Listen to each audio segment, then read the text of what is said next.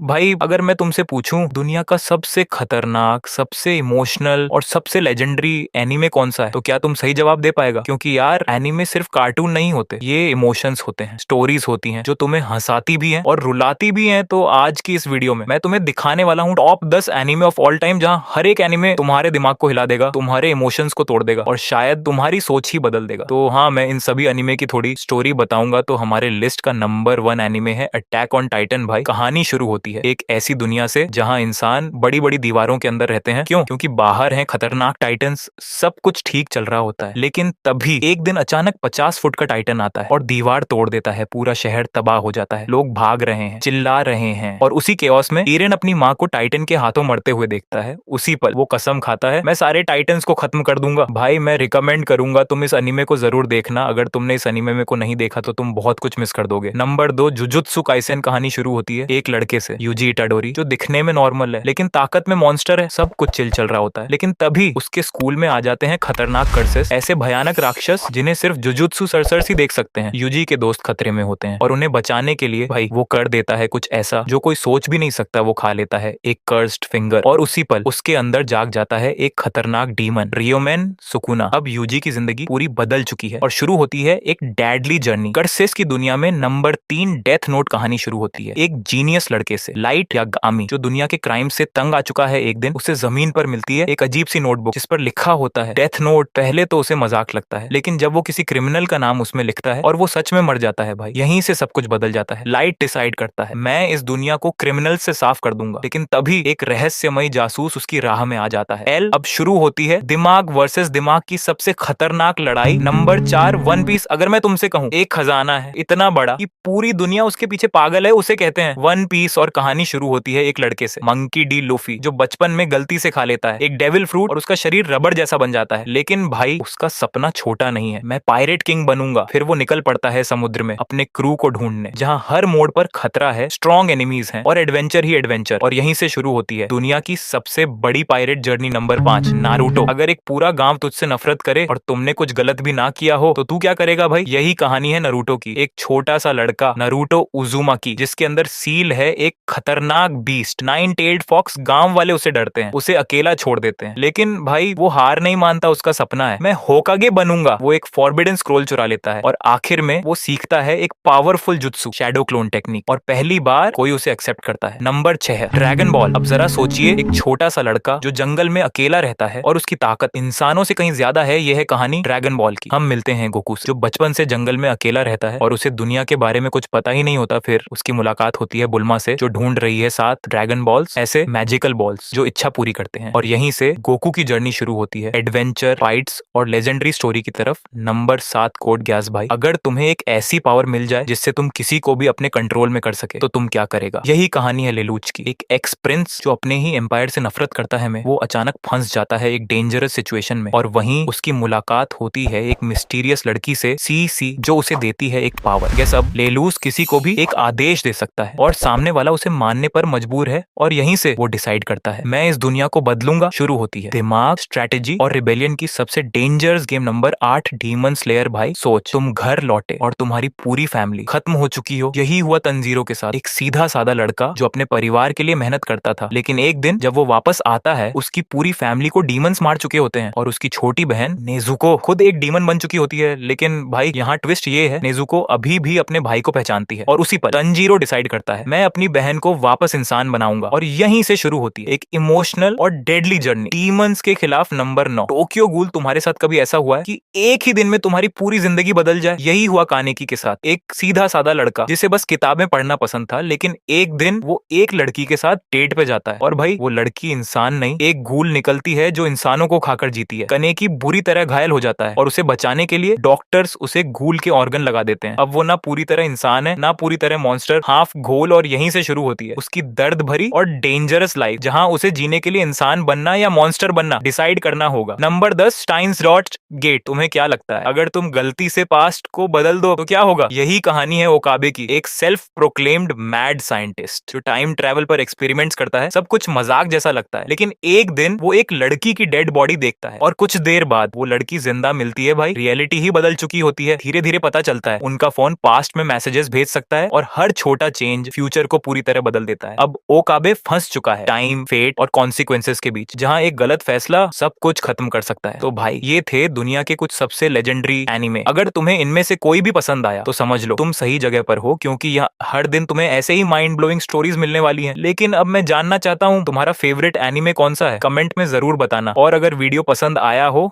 तो एक लाइक तो बनता है, और ऐसे ही अमेजिंग कंटेंट के लिए चैनल को सब्सक्राइब कर लो, क्योंकि अगली वीडियो उससे भी ज्यादा खतरनाक होने वाली है। तब तक के लिए स्टे ऑसम और एनिमे देखते रहो।